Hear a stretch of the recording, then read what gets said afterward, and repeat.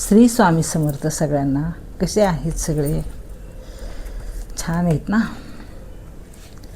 चला, मध्यंतरी तुम्ही सगळ्यांनीच ते पेपरला वगैरे इंस्टाला सगळीकडे ते आले असेल तर तुम्ही ती बातमी पाहिली असेल. मंगळसूत्र काढून फेकते आईची विनवण्या, वडिलांना सोडते पण मला सोडून जाऊ नकोस, एक आई त्या मुलाला म्हणत होते. किती वाईट ना, खूप वाईट बघा. म्हणजे इतकं वाईट ती घटना झाली ना. 150 ते 200 फूट दरीमध्ये त्या मुलाने स्वतःचा जीव गमावला. वडील गेले पकडायला, वडील पण गेले आणि आईने सुद्धा तिचा जीव गमावला. म्हणजे शुक्रवारी घडलेली ही घटना आहे बघा. आजकाल मुलांची मानसिकता किती बदलली बघा. मुलाला डॉक्टर व्हायचं होतं आणि 92% मार्क होते त्या मुलाला. म्हणजे तो किती हुशार होता बघा, की इतका हुशार मुलगा, पण तो असा थोडासा भरकटला गेला बघा. आजकाल काय झालेलं आहे, मुलांना पटकनी राग येतोय बघा. पण आज एका गोष्टीसाठी सगळं कुटुंबाच्या कुटुंब उद्ध्वस्त झालं, हो की नाही? खूप म्हणजे खूप वाईट. ज्यांनी पाहिलं, ज्यांनी हे केलं, खूप सगळ्यांना हळहळ वाटली बघा त्या गोष्टीची. अशा खूप काही घटना आहेत, ही एकच नाही आहे की ह्या सगळ्या काही बऱ्याचशा गोष्टी येतात. पण मुलांना काय होतं ना, की मी मागच्या व्हिडिओमध्ये म्हटलं की मोबाईलमधून घेण्यासारखं खूप काही आहे चांगलं, पण मुलांना कळत नाही काय चांगलं घ्यायचं आणि काय वाईट सोडायचं, हे कळत नाही आहे त्यांना. असा तो विषय आहे बघा. आजकाल कसं झालेलं आहे, मध्ये पण बघा एक बेंगलोर का हैदराबादची घटना झालेली आहे. काहीतरी डे केअरमध्ये त्या आईने त्या मुलाला खूप मारलं बघा. म्हणजे तो व्हिडिओ व्हायरल झाला बघा. असे CCTV कॅमेऱ्यामुळं खूप काही आपल्याला म्हणजे कळतं.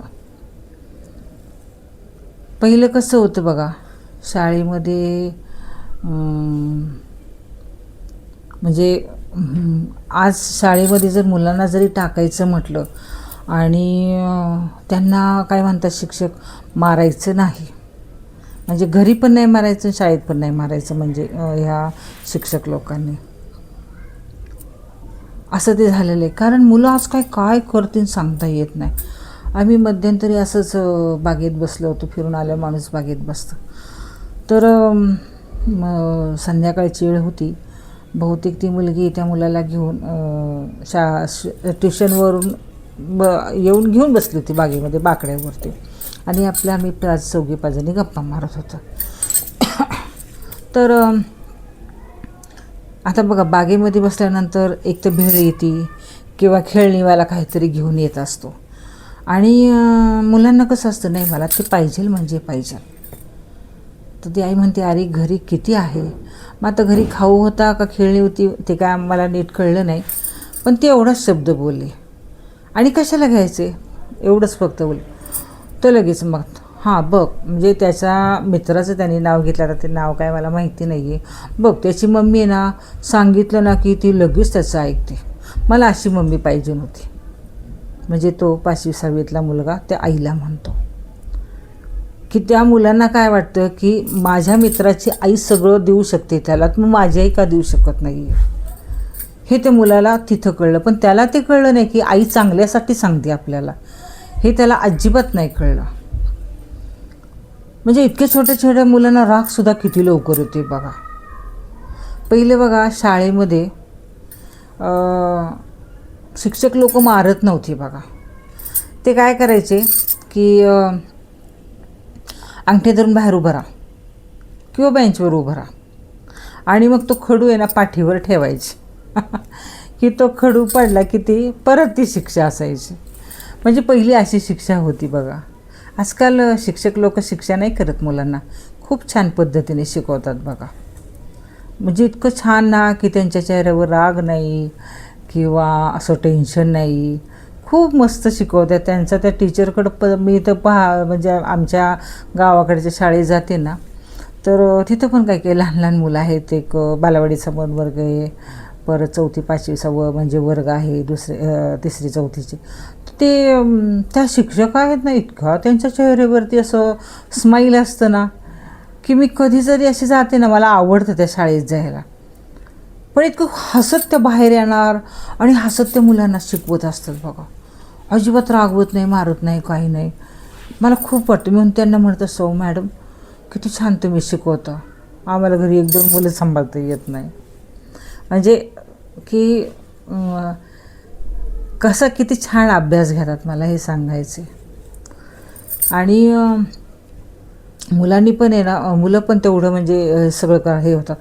पण आजकाल काय झालेलं आहे, ह्या शहरामध्ये मोबाईल लगेच लागतो बघा. एकदा का 10वी मुलींची झाली की लगेच आईवडिलांकडे हट्ट करणार, मला मोबाईल पाहिजे.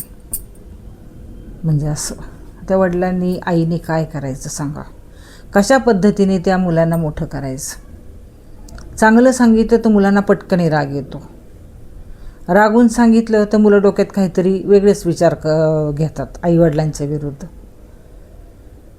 म्हणजे हे असं चाललेलं आहे बघा. मुलांना पण कळत नाही आहे की आईवडील आपल्याला चांगल्यासाठी सांगत असतात. ते का तुमचे दुश्मन आहेत का, सांगा ना. की रागवतात ना, ते चुकल्यावरच रागवतात ना. पण मुलांनी तरी का चूक करायची. आज जर 10वी 12वीच्या जर मुलांना आईवडील सांगतात तर मुलांनी पण ऐकायला पाहिजे का नाही. मुलांनी काही लगेच तडक निर्णय घेतात की असं आहे बघा ते. त्यामुळे चला सांगा वाटलं तुम्हाला. आजचा व्हिडिओ माझा कसा आहे, आवडला का नाही सांगा. श्री स्वामी समर्थ.